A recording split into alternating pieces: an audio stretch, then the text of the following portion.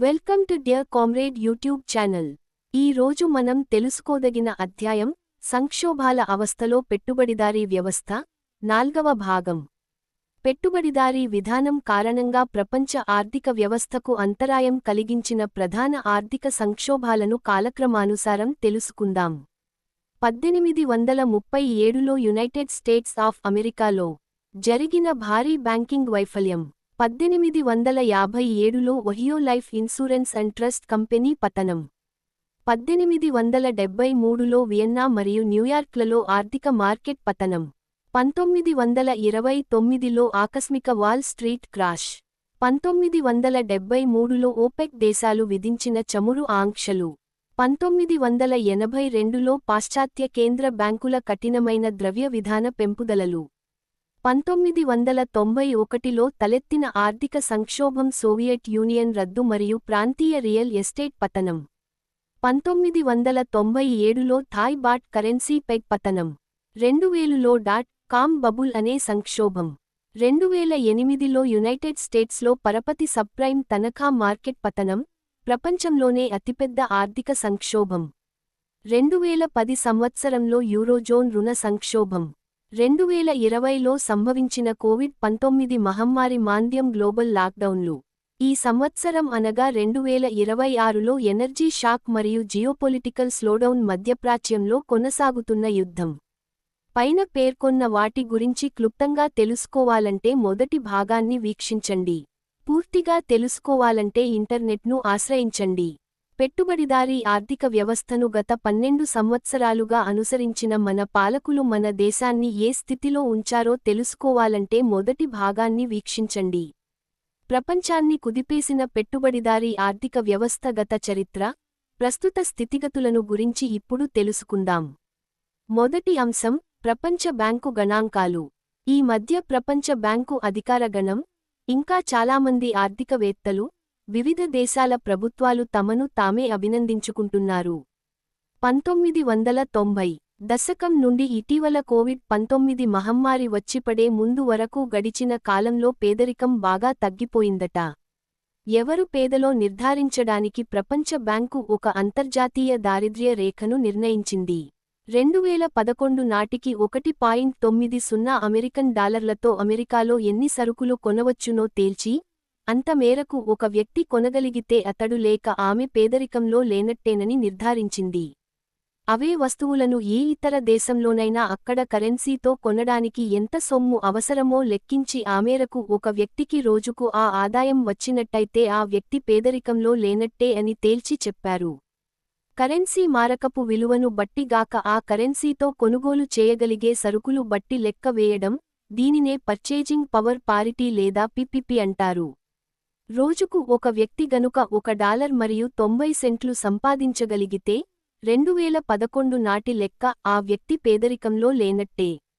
1.90 American డాలర్లతో 2011లో ఎన్ని సరుకులు పొందవచ్చో అన్ని సరుకులను ఒక రోజులో పొందలేనట్లయితే ఎటువంటివారు పేదరికంలో ఉన్నట్టు లెక్క. ఈ దారిద్ర్య రేఖ ఎంత అన్యాయంగా నిర్ణయించారో చూడండి. 2011లో $1.90 అమెరికాలో ఒక కప్పు కాఫీ మాత్రమే వస్తుంది. అప్పటి రేట్ల ప్రకారం పిపిపి లెక్కిస్తే $1.90 కొనగలిగే సరుకులను ఇండియాలో ₹29కు కొనవచ్చు. 2011లో ₹29తో 2 మంచినీటి బాటిళ్లు మాత్రమే వస్తాయి. అంత తక్కువ ఆదాయంతో ఒక వ్యక్తి ఎలా జీవించగలడు? అది అసంభవం. కాని ప్రపంచ బ్యాంకు లెక్క ప్రకారం సంభవమే. ఈ దారిద్ర్య రేఖ ప్రకారం లెక్కించి 1990 నాటికి ప్రపంచ జనాభాలో 36%, అంటే 189,50,00,000 మంది ప్రజలు దరిద్రంలో ఉన్నారని, 2015 నాటికి వారి సంఖ్య 73,60,00,000కు, అంటే జనాభాలో కేవలం 10% తగ్గిపోయిందని, 115 కోట్ల మందికి పైగా ప్రజలను పేదరికంలోనుంచి బయటకు తీసుకురాగలిగామని ప్రపంచ బ్యాంకు చెప్పుకుంటోంది. తక్కిన వివరాలలోకి పోయేముందు ఈ పేదరికం ఎక్కడ, ఎంత తగ్గిందో కాస్త చూద్దాం. ప్రపంచ బ్యాంకు కొలబద్ద ప్రకారమే చూసినా, ఈ తరుగుదల ప్రధానంగా చైనాలో కనపడుతుంది. 1990లో చైనాలో 75 కోట్ల మంది పేదరికంలో ఉంటే 2015 నాటికి ఆ సంఖ్య 1 కోటికి తగ్గిపోయింది. అంటే మొత్తం ప్రపంచంలో పేదరికం నుంచి బయటపడిన వారిలో 64% ఒక్క చైనాలోనే ఉన్నారన్నమాట. ఇదే కాలంలో మధ్యప్రాచ్యంలో, ఆఫ్రికాలో అదనంగా పేదరికంలోకి జారిపోయినవారు 14 కోట్ల మంది. ప్రపంచ బ్యాంకు లెక్కల ప్రకారమే చూసినా పేదరికం నుండి బయటపడడం అనేది చెప్పుకోదగ్గ స్థాయిలో జరిగింది ఒక్క చైనాలోనే. అందుచేత ఈ ఘనతను ప్రపంచబ్యాంకు తనకు తాను అమలు చేయిస్తున్న విధానాలకు ఆపాదించి గొప్పలు పోవడంలో అర్థము ఏమీ లేదు. ఈ అంతర్జాతీయ దారిద్ర్య రేఖను కాస్త పైకి, అంటే రోజుకు $2.5 వద్దకు జరిపి చూస్తే 1990 నుండి 2010 మధ్య దారిద్ర్యం ఏమీ తగ్గలేదని కనపడుతుంది. దీనికి మళ్లీ చైనా మాత్రం మినహాయింపు. అదే ఇంకాస్త పైకి, అంటే రోజుకు $5.5 వద్దకు జరిపి లెక్క కడితే 1990 నుండి 2015 మధ్య దరిద్రంలో ఉన్న వారి సంఖ్య 200 కోట్ల నుండి 260 కోట్లకు పెరిగింది. ఇక్కడ కూడా చైనాను, తూర్పు ఆసియా దేశాలను మినహాయించి చూడాలి. అంటే దారిద్ర్యం నుండి బయటపడడం అనే ధోరణి చైనాకు, కొన్ని తూర్పు ఆసియా దేశాలకు మాత్రమే ఈ కాలంలో పరిమితం అయిందన్నమాట. ప్రపంచబ్యాంకు నిర్ణయించిన ఈ అంతర్జాతీయ దారిద్ర్యరేఖ మరీ హీనంగా ఉంది. అంత తక్కువ రోజువారీ ఆదాయంతో బతకడం ఎవరికైనా సాధ్యం కాని స్థితి ఉంది. ఈ వాస్తవాన్ని చాలా కాలం నుండి వామపక్షాలు చెప్తూనే ఉన్నాయి. అయితే ఇటీవల ఇదే విషయాన్ని ఐక్యరాజ్య సమితి మానవ హక్కుల సలహా మండలి తన నివేదికలో చాలా స్పష్టంగా నొక్కి చెప్పింది. ప్రపంచబ్యాంకు ఈ విధంగా అతి తక్కువ స్థాయిలో దారిద్ర్యరేఖను నిర్ణయించడం వెనక ప్రాతిపదిక ఏమిటి?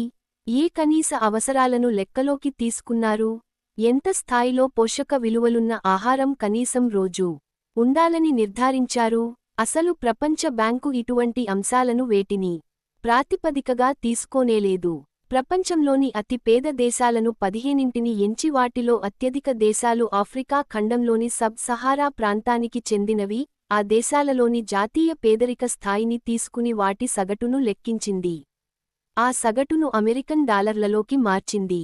అది కూడా మారకపు రేటు కాదు సుమా, పిపిపి రేటు మాత్రమే. అలా 2011 నాటికి $1.90 దారిద్ర్య రేఖగా లెక్క తేల్చింది. ఈ దేశాలలో జాతీయ పేదరిక స్థాయిని ఏ ప్రాతిపదికన నిర్ణయించారన్నది ఇదమిత్తంగా తెలియదు. కాని చాలా ప్రభుత్వాలు తమ హయాంలో పేదరిక నిర్మూలన బ్రహ్మాండంగా సాగిందని గొప్పలు చెప్పుకోడానికి వీలుగా వాస్తవ పేదరికాన్ని బాగా తగ్గించి చూపుతారన్నది జగమెరిగిన సత్యం. దేశానికి ఉండే వ్యత్యాసాలను పరిగణనలోకి తీసుకోకుండా కేవలం కొన్ని దేశాల పేదరిక స్థాయిలనే లెక్కలోకి తీసుకోవడంలో అర్థం లేదు. నిజానికి చాలా దేశాలలో నిర్ణయించుకున్న జాతీయ పేదరిక రేఖలు ప్రపంచబ్యాంకు నిర్ణయించిన దానికన్నా బాగా పై స్థాయిలోనే ఉన్నాయి. మొత్తం మీద ఏ విధంగా చూసినా ప్రపంచంలో వాస్తవ పేదరికం ప్రపంచ బ్యాంకు నిర్ధారించిన లెక్కల కన్నా బాగా హెచ్చు మోతాదులో ఉందని స్పష్టమవుతోంది. మన దేశంలో జాతీయ శాంపిల్ సర్వే విధానం అమలులో ఉంది. ప్రతి 5 ఏళ్లకొకసారి విస్తృతంగానూ, మధ్యలో ప్రతి 7 పరిమితంగానూ శాంపిల్ సర్వే నిర్వహిస్తారు. ఈ సర్వేలో వచ్చే సమాధానాలు అన్నీ వాస్తవ పరిస్థితిని చూపవు. అయినప్పటికీ ఇటువంటి సర్వే కూడా చేయని దేశాలు చాలానే ఉన్నాయి. అందువలన ఆయా దేశాలలో దారిద్ర్య రేఖలు నిర్ధారణ చాలా లోపభూయిష్టంగా ఉందని గమనించవచ్చు. చాలా దేశాలలో ధరల సూచికలు వాస్తవంగా పెరుగుతున్న జీవన వ్యయాన్ని వ్యక్తం చేయవు. మన దేశమే ఇందుకు ఒక ఉదాహరణ. ఇక్కడ కొన్ని సరుకుల జాబితాను నిత్యావసరాలుగా గుర్తించి వాటి ధరలలో వచ్చే ఎగుడుదిగుడులను నమోదు చేస్తారు. ఈ నిత్యావసరాల జాబితా నుండి కొన్ని పాతవి తగ్గించి కొత్తవి కలుపుతూ ఉంటారు.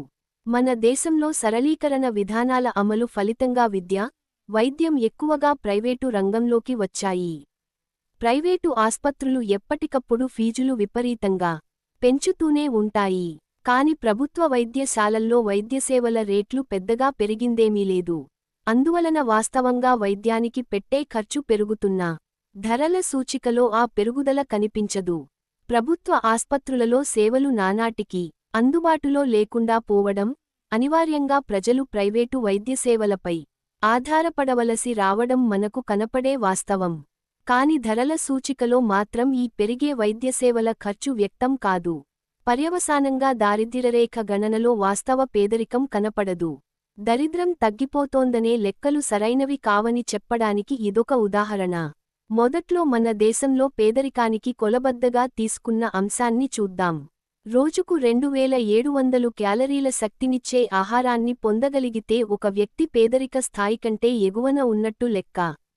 ఈ ప్రమాణాన్ని కుదించి ఒక గ్రామీణ వ్యక్తి రోజుకు 2200 క్యాలరీల శక్తినిచ్చే ఆహారాన్ని పొందగలిగితే ఆ వ్యక్తి పేదరికంలో లేనట్టు భావించాలని, అదే విధంగా ఒక పట్టణ ప్రాంత వ్యక్తి రోజుకు 2100 క్యాలరీల శక్తినిచ్చే ఆహారాన్ని పొందగలిగి ఉండాలని తిరిగి నిర్వచించారు. ఇలా చేసినందువలన వాస్తవ పేదరికం తగ్గకపోయినా లెక్కల్లో మాత్రం బాగా తగ్గిపోయినట్టు కనపడుతుంది. ఇదేదో మన దేశానికే ప్రత్యేకమైన ధోరణి కాదు. నయా ఉదారవాద విధానాలు చేపట్టి నిత్యావసర సేవలను ప్రైవేటీకరించిన అన్ని దేశాలలోనూ ఇదే పరిస్థితి. 2011 ఏప్రిల్ నుండి 2019 డిసెంబరు మధ్య ప్రపంచం మొత్తం మీద చూసుకున్నప్పుడు వస్తువుల ధరలు, ముఖ్యంగా వ్యవసాయ, ఆహార ఉత్పత్తుల ధరలు 38% పడిపోయాయి. ధరలు తగ్గాయి గనుక పేదరికం తగ్గినట్టేనని ప్రపంచ బ్యాంకు చెప్పుకుంటోంది. వ్యవసాయ, ఆహార ఉత్పత్తుల ధరలు తగ్గిపోవడమంటే మూడో ప్రపంచ దేశాల ప్రజల ఆదాయాలు తగ్గిపోవడం అని మనం గుర్తించాలి. ఆదాయాలు తగ్గాక ఇక వారు ఏ విధంగా ఎక్కువ కొనుగోలు చేయగలుగుతారు? ధరలు తగ్గినా, వినిమయం పెరగకపోవడం బట్టి ఈ సంగతి మనకు అర్థం అవుతుంది. వారి ఆదాయాలు తగ్గినా అప్పులు చేసి కొనుగోలు చేస్తారని, ఆ విధంగా పేదరికంలోనుంచి బయటపడతారని ఎవరైనా భావిస్తే ఎంతకన్నా అవకతవక వాదన ఇంకొకటి ఉండదు. ఇటీవల నిరుద్యోగం ప్రపంచవ్యాప్తంగా పెరుగుతోంది. తీవ్రమవుతున్న పెట్టుబడిదారీ సంక్షోభానికి ఇది సంకేతం. మరీ ముఖ్యంగా మన దేశంలో కోవిడ్-19 సంభవించకముందే నిరుద్యోగం గత 45 సంవత్సరాలోకెల్లా అత్యధిక స్థాయిని చేరింది.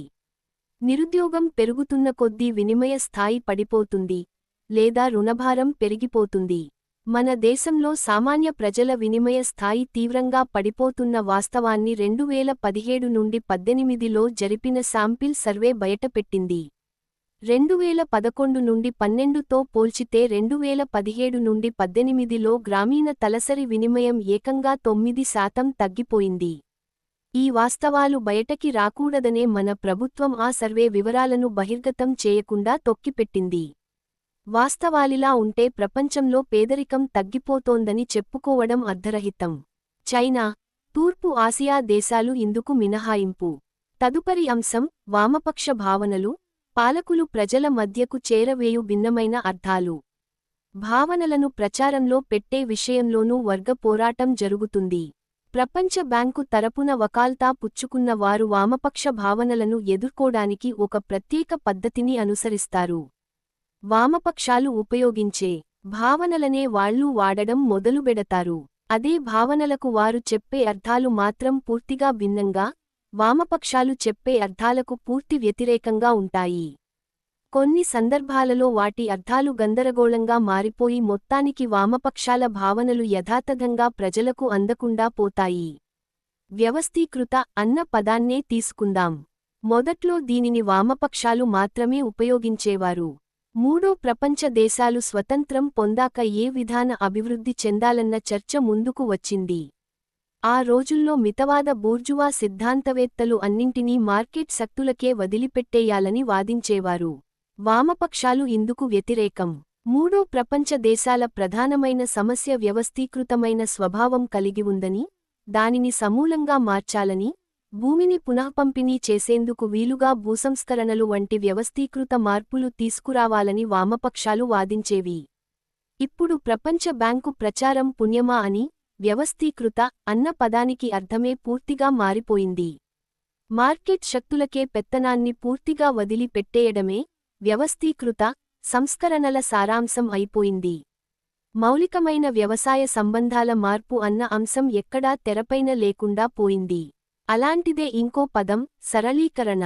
మితవాద బూర్జువా వర్గం తాను ముందుకు తెచ్చిన ఆర్థిక విధానాలకు ఈ పేరు పెట్టి, దానిని వ్యతిరేకించే వారంతా ఆధిపత్యవాదాన్ని, పెత్తనాన్ని ప్రబోధించే వారిగా చిత్రీకరించింది.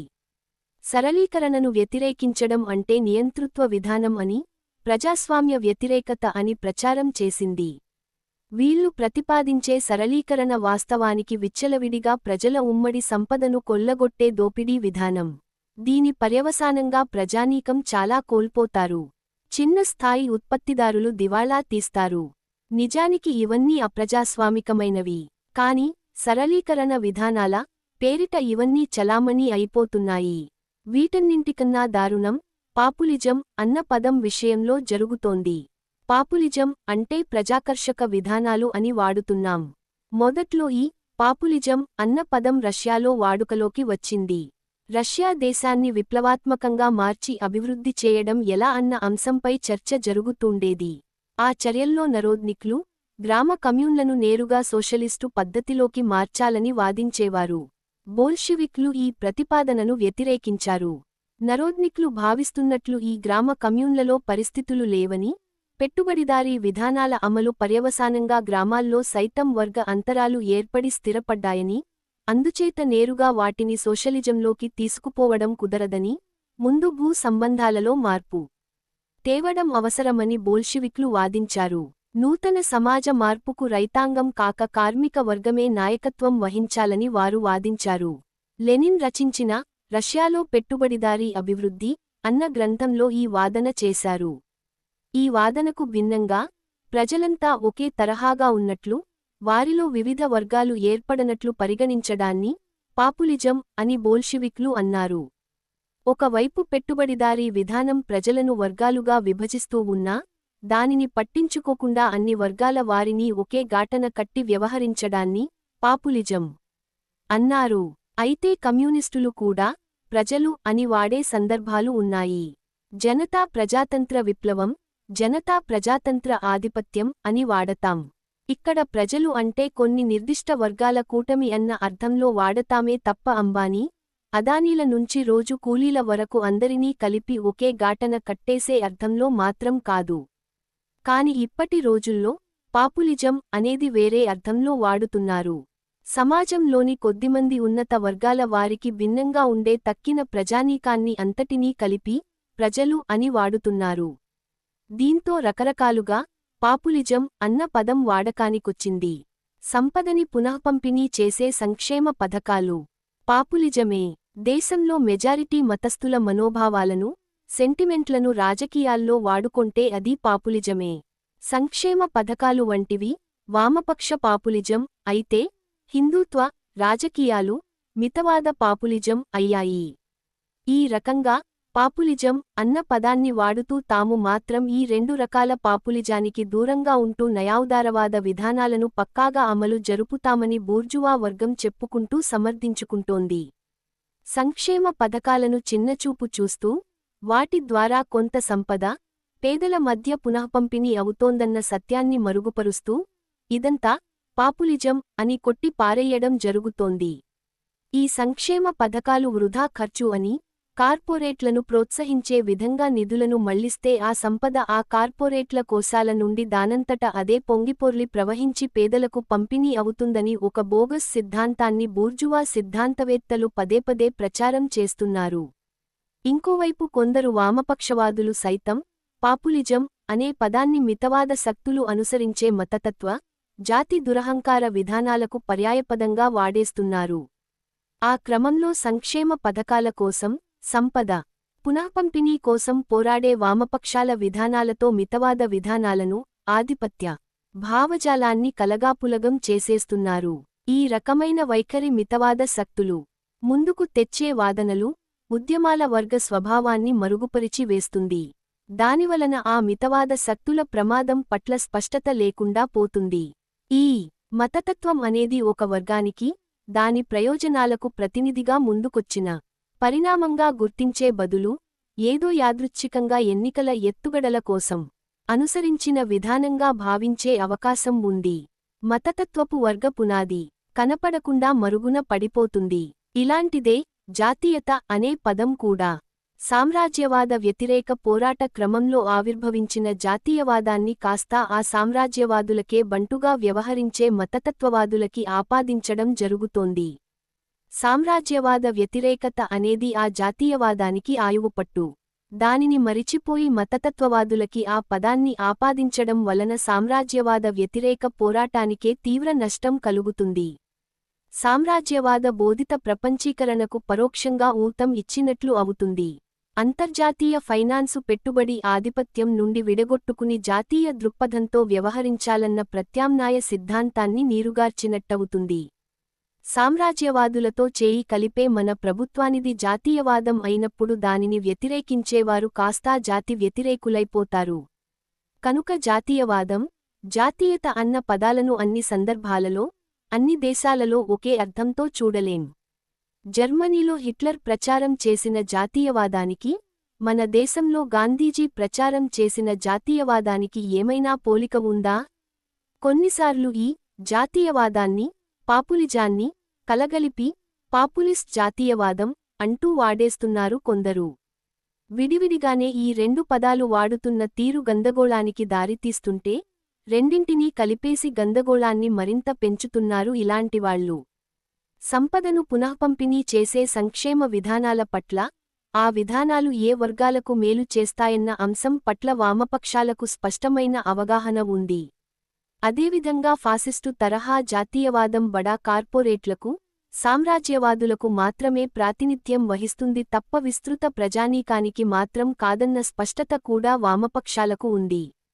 కాని కొందరు లిబరల్ బూర్జువా సిద్ధాంతవేత్తల పుణ్యమా అని ఈ పదాలు వాటి వెనక దాగివున్న వర్గ ప్రయోజనాలతో నిమిత్తం లేకుండా గందగోళాన్ని పెంచే రీతిలో వాడకంలోకి వచ్చేశాయి. ఈ గందరగోళం నుంచి కనీసం వామపక్షవాదులన్నా ముందు దూరంగా ఉండాలి కదా. లేకపోతే మన సిద్ధాంత పోరాటంలో వాడటానికి మనకి ఆయుధాలే లేకుండా పోయే ప్రమాదం ఉంది. తదుపరి అంశం స్టాక్ మార్కెట్లో సంక్షోభం. అమెరికాలో తలకిందుల వ్యవహారం సాగుతున్నట్టు అనిపిస్తోంది. కరోనా వైరస్ అక్కడ స్వైరవిహారం చేసింది. అది అంత త్వరగా అదుపులోకి వచ్చేట్టు కనపడడం లేదు. ఆర్థిక వ్యవస్థ దాదాపు కుప్పకూలిపోయింది. ఏకంగా 4 కోట్ల మంది నిరుద్యోగ భృతి కోసం దరఖాస్తు చేసుకున్నారు. సమాజంలో పురివిప్పిన జాత్యహంకారానికి వ్యతిరేకంగా వేలాది మంది వీధుల్లోకి వచ్చి నిరసనలు తెలియజేస్తున్నారు. చైనాతో సంబంధాలు పూర్తిగా దిగజారాయి. తత్వవేత్త కార్నెల్ వెస్ట్ చెప్పినట్టు అమెరికా ఒక విఫలమైన సామాజిక ప్రయోగానికి ప్రతీకగా ఉండే అన్ని లక్షణాలను కనపరుస్తున్నది. అయినప్పటికీ అమెరికన్ స్టాక్ మార్కెట్లో కనపడుతున్న స్టాక్ మార్కెట్ వృద్ధి ఒక వాస్తవం. అమెరికన్ స్టాక్ మార్కెట్ సూచిక నాస్డాక్ మార్చి 23 నుంచి 40% పైగా పెరుగుదలను నమోదు చేసింది. ఒక వ్యాఖ్యాత ఆల్ టైమ్ రికార్డు పెరుగుదలకు చేరువలో ఉన్నాం అని అన్నాడు. వాస్తవ ఆర్థిక వ్యవస్థ వృద్ధికి ఒక కొలమానంగా స్టాక్ మార్కెట్ ఉంటుందన్న భ్రమ దీంతో మొత్తానికి కరిగిపోయింది. కొంతమంది ఇప్పటికీ ఇందుకు ఒప్పుకోకపోవచ్చు. ఆర్థిక వ్యవస్థ ఒక పక్క దిగజారుతూ ఉంటే ఇంకొక పక్క స్టాక్ మార్కెట్ సూచీ పెరగడం తాత్కాలికంగా కనిపించే ఒక పెడలక్షణం మాత్రమేనని, త్వరలో గనుక వాస్తవ ఆర్థిక వ్యవస్థ కోలుకుని పెరగనట్లయితే ఈ స్టాక్ మార్కెట్ బుడగ పేలిపోవడం ఖాయమని వారంటారు. అయితే మనం ప్రస్తుతం నయా ఉదారవాద కాలంలో ఉన్నామని, ద్రవ్యపెట్టుబడి ఆధిపత్యం చెలాయించడం ఈ కాలపు ప్రధాన లక్షణమని వారు గుర్తించడంలేదు. నయా ఉదారవాద ఆర్థిక వ్యవస్థలో ఎప్పుడూ ద్రవ్యలోటును అదుపులో ఉంచుతారు. మరోవైపు పెట్టుబడిదారులపై విధించే పన్నులను పెరగకుండా కట్టడి చేస్తారు. అంతకు ముందునాటి కార్పొరేట్ పన్నులను సైతం తగ్గిస్తారు. మాంద్యం గనుక ఏర్పడితే దానిని అధిగమించే ద్రవ్య విధానం అంటూ ఏదీ ఉండదు. అంటే అదనంగా సంపన్నులపై పన్నులు వేసి అదనపు ఆదాయాన్ని రాబట్టడం వంటివి. దాంతో ఆ మాంద్యం నుండి బయట పడడానికి డబ్బు చెలామణీ విధానమే పాలకులకు మార్గాంతరం అవుతుంది. పైగా ఆ డబ్బు చెలామణీ విధానాన్ని ఒక వింతైన కొత్త పద్ధతిలో అమలు చేస్తారు. మన అర్థశాస్త్ర పాఠ్య పుస్తకాలలో ఈ మాంద్యం పరిస్థితులలో ద్రవ్య చెలామణీ విధానం ఎలా ఉండాలని చెప్తారు? మాంద్యం సమయంలో దానిని అధిగమించడానికి సాధారణంగా అనుసరించే డబ్బు చెలామణీ విధానంలో వివిధ పద్ధతుల ద్వారా పరిశ్రమలకు అప్పు తక్కువ వడ్డీకి దొరికేటట్టు చూస్తారు. అంతవరకు అధిక వడ్డీల కారణంగా నష్టాలు వస్తాయని పరిశ్రమల్లో పెట్టుబడులు పెట్టేందుకు ముందుకు రాని వారంతా వడ్డీలు తగ్గాయి గనుక ఇప్పుడు పెట్టుబడులు పెడతారు. పరికరాలు కొనుగోలు చేస్తారు. నిర్మాణాలు చేపడతారు. మరోవైపు తక్కువ వడ్డీకి రుణాలు దొరుకుతున్నందున వినిమయ వస్తువులను కొనుగోలు చేసేవారు మరింత ఎక్కువగా కొనుగోలు చేస్తారు. ఒకవైపు పెట్టుబడులు పెరిగినందున ఉపాధి పెరుగుతుంది, మరోవైపు కొనుగోలు పెరిగి డిమాండు పెరుగుతుంది. ఫలితంగా మాంద్యం నుండి బయట పడవచ్చు. మన అర్థశాస్త్ర పాఠ్య గ్రంథాలలో చెప్పేది ఇదే. అయితే మాంద్యం ఏర్పడడానికి ప్రధాన కారణం ఉత్పత్తి అయిన సరుకులకు డిమాండు లేకపోవడం. కొనుగోలుదారుల వద్ద సరుకులను కొనే శక్తి లేకపోతే చౌకగా రుణాలను ఇచ్చినంత మాత్రాన సరుకులను కొనడానికి అందరూ ముందుకు రారు. నిరుద్యోగం విపరీతంగా పెరుగుతున్నప్పుడు వారంతా ఈ చౌక రుణాలను పొందనూ లేరు. మార్కెట్లో నెలకొన్న మాంద్యం తగ్గదు. అందుచేత పాఠ్యపుస్తకాలలో చెప్పేదానికి, వాస్తవంగా జరిగేదానికి పొంతన లేదు. అయితే నయా ఉదారవాద దశలో జరిగేది వేరు. ఇక్కడ రిజర్వు బ్యాంకు అమలు చేసే డబ్బు చెలామణీ విధానం పాఠ్య పుస్తకాల్లో చెప్పినట్టు మార్కెట్లోకి డబ్బును ఏ విధంగా పంపాలన్న అంశంపై దృష్టి పెట్టదు. షేర్ల ధరలను నిలబెట్టడానికి, అవి నిరంతరం పెరుగుతూ ఉండేలా చూడడానికి ప్రాధాన్యతనిస్తుంది. అమెరికన్ ఫెడరల్ రిజర్వు కు అధ్యక్షుడిగా అలన్ గ్రీన్స్పాన్ ఉన్న కాలంలో సాఫ్ట్వేర్ రంగ కంపెనీల షేర్ల విలువలు పతనం అయినప్పుడు వడ్డీరేట్లు తగ్గించారు. దీనినే .com బబుల్ అంటారు. ఆ కాలంలో అనుసరించిన డబ్బు చెలామణీ విధానం ఫలితంగా రియల్ ఎస్టేట్ రంగంలో పెరుగుదల మొదలైంది. హౌసింగ్ బబుల్ అంతే తప్ప మాంద్యానికి మూల కారణం మాత్రం పరిష్కారం కాలేదు. ఆ మాంద్యం పెరుగుతూనే వచ్చింది. ఇప్పుడు రిజర్వు బ్యాంకులు అనుసరించే డబ్బు చెలామణీ విధానం స్టాక్ మార్కెట్ పతనం కాకుండా చూడడానికే ప్రాధాన్యతనిస్తుంది. ఆయా కంపెనీలు వాస్తవంగా మార్కెట్లో లాభాలను ఆర్జించగలుగుతున్నాయా లేదా అన్నదానితో నిమిత్తం లేకుండానే వాటి షేర్లు పెరుగుతూ ఉండేలా చూస్తుంది. అంటే వాస్తవ ఆర్థిక వ్యవస్థ పెరుగుదల లేదా తరుగుదలతో నిమిత్తం లేకుండా ద్రవ్య పెట్టుబడి వృద్ధి చెందుతూ పోయేలా డబ్బు చెలామణీ విధానం ఉంటుంది. మన ఆర్థిక మంత్రి కోవిడ్ కాలంలో ప్రకటించిన 20 లక్షల కోట్ల ప్యాకేజీలో ప్రజల కొనుగోలు శక్తిని పెంచే చర్యలేవీ లేకుండా అత్యధిక భాగం కార్పొరేట్లకే కట్టబెట్టడం చూస్తే పై విషయానికి స్పష్టం అవుతుంది. ద్రవ్య పెట్టుబడి పూర్తిగా పైచేయి సాధించిందన్న వాస్తవం దీనిని బట్టి మనం గ్రహించవచ్చు. కోవిడ్ తర్వాత కాలంలో అమెరికన్ ఫెడరల్ రిజర్వు వడ్డీ రేట్లను దాదాపు సున్నాకు తెచ్చింది. గవర్నమెంటు బాండ్లను కొనడమే గాక కార్పొరేట్లకు నేరుగా రుణాలను కూడా ఇవ్వడానికి సిద్ధపడింది. అంటే ఆ కార్పొరేట్ కంపెనీలు తమ వ్యాపారాల్లో నిలదొక్కుంటున్నాయా లేక దెబ్బ తింటున్నాయా అన్నదానితో నిమిత్తం లేకుండానే వాటికి ఎప్పుడు అవసరం అయితే అప్పుడు రుణం పేరుతో రిజర్వు బ్యాంకు మద్దతు ఇస్తూ ఉంటుందన్న మాట. అటువంటప్పుడు ఆ కంపెనీల షేర్లను కొనుగోలు చేయడానికి ఎవరికైనా అభ్యంతరం ఎందుకు ఉంటుంది? ఆ విధంగా రిజర్వు బ్యాంకు వాస్తవ ఆర్థిక వ్యవస్థ ఉత్థాన పతనాలతో నిమిత్తం లేకుండా స్టాక్ మార్కెట్లో షేర్లు మాత్రం ఒక స్థాయికి దిగువకు పడిపోకుండా గ్యారంటీ చేస్తోంది. దీని పర్యవసానాలేమిటి? మొదటిది, షేర్ మార్కెట్లో పెరుగుదలను గ్యారంటీ చేసినందువలన వాస్తవ ఆర్థిక వ్యవస్థలో ఎటువంటి పెరుగుదలా ఉండదు. కార్పొరేట్లకు ఎంత చౌకగా రుణాలిచ్చినా అవి ఆ డబ్బును పెట్టి ఉత్పత్తిని పెంచేందుకు ముందుకు రావు. ప్రజల కొనుగోలుశక్తి పెరగకుండా ఉత్పత్తి పెంచితే అవి అమ్ముడుపోవు. పైగా తమ అప్పుల వాయిదాలను చెల్లించడానికి మరింత అప్పు చేసే సంస్థలు పెట్టుబడినెలా పెంచగలవు. అదే విధంగా ఇప్పటికే అప్పుల్లో కూరుకుపోయి ఉన్న వినిమయదారులు చౌకగా రుణాలు లభించినంత మాత్రాన తమ వినిమయాన్ని అదనంగా పెంచివేయరు. మహా అయితే ప్రస్తుతం ఏ మోతాదులో ఖర్చు చేస్తున్నారో అదే స్థాయిని కొనసాగిస్తారు. దానివలన మార్కెట్లో డిమాండ్ అదనంగా ఏమీ పెరగదు. అందువలన మాంద్యంలోకి ఆర్థిక వ్యవస్థ కూరుకుపోతూనే ఉంటుంది. కోవిడ్-19ని ఎదుర్కోవడానికి ప్రభుత్వాలు చేపట్టిన చర్యలు ఈ సంక్షోభంలో ఆర్థిక వ్యవస్థకు కొద్దిపాటి ఊరటనివ్వడం జరుగుతుంది. కాని ఆ తర్వాత కూడా మొత్తంగా డిమాండ్ను పెంచే దిశగా ప్రభుత్వం ఆర్థిక చర్యలను తీసుకోవాలి. రెండో పర్యవసానం, ఒకసారి అమెరికన్ ఫెడరల్ రిజర్వు ఈ విధంగా తన స్టాక్ మార్కెట్లో పెరుగుదలను గ్యారంటీ చేశాక ఇక తక్కిన అన్ని దేశాలూ అదే మార్గాన నడవక తప్పదు. ఒకవేళ భారతదేశంలో గనుక ప్రభుత్వం స్టాక్ మార్కెట్ను పట్టించుకోకపోతే, ఇక్కడ షేర్ల విలువలు గనుక పడిపోవడం మొదలుబెడితే, ఇక్కడి నుంచి ద్రవ్య పెట్టుబడి బయటకు వెంటనే పారిపోతుంది.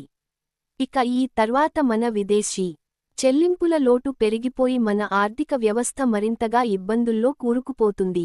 అంటే మన రిజర్వు బ్యాంకు విదేశీ నిల్వలను తగ్గిపోకుండా చూసుకోవడం, రూపాయి విలువ పడిపోకుండా చూసుకోవడం మాత్రమే కాదు, మొత్తం స్టాక్ మార్కెట్ పడిపోకుండా చూసుకోవాలి. అంటే వాస్తవంగా దేశ ఆర్థిక వ్యవస్థ దిగజారుతున్నా, దానిని సరిచేసేందుకు జోక్యం కల్పించుకోవడం బదులు, అంతర్జాతీయ ద్రవ్య పెట్టుబడి, దాని తాబేదార్లుగా ఉన్న దేశీయ కార్పొరేట్లు దెబ్బతినకుండా చూసుకోవడమే మన రిజర్వు బ్యాంకు ప్రధాన కర్తవ్యంగా ఉంటుందన్న మాట. ఈ వైఖరి వలన అతి దారుణంగా దెబ్బ తినేది శ్రామిక ప్రజలే. నిరుద్యోగం మరింతగా పెరిగిపోయి, పేదరికమూ పెరిగిపోతుంది. దీనిని నివారించేలా ప్రభుత్వం చర్యలను తీసుకోవాలని, మరింత ఎక్కువగా సంక్షేమ చర్యలను తీసుకోవాలని శ్రామిక వర్గం డిమాండు చేయాలి. అందుకోసం ఉద్యమించాలి. అమెరికాలోనూ, ఇతర దేశాలలోనూ ఇప్పటికే ప్రజలు సమానత్వాన్ని కోరుతూ వీధుల్లోకి వచ్చి పోరాడుతున్నారు. మన దేశంలో కూడా అటువంటి పోరాటాలు మొదలవడానికి ఎంతో కాలం పట్టదు. ఇలాగే కార్పొరేట్ల సేవలో ఎల్లకాలమూ తరించవచ్చని గనుక మన ప్రభుత్వం అనుకుంటూ ఉంటే, అది దాని వెర్రితనమే అవుతుంది. వీక్షకులకు మరింత ఉపయోగమైన సమాచారం అందించుట కొరకై తగిన సలహాలు, సూచనలతో పాటు సద్విమర్శలను క్రింద కామెంట్ విభాగంలో తెలియచేయండి. లాల్ సలాం.